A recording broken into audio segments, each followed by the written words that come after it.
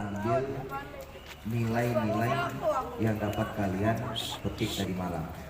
Ya, ada yang nggak bisa tidur karena ramai, ada yang nggak bisa tidur karena kedinginan, ya, ada yang nggak bisa tidur karena gelap, biasanya terang.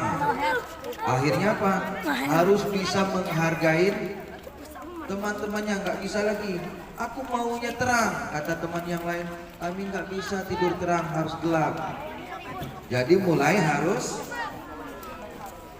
menghargai perbedaan, ya, saling berkolaborasi.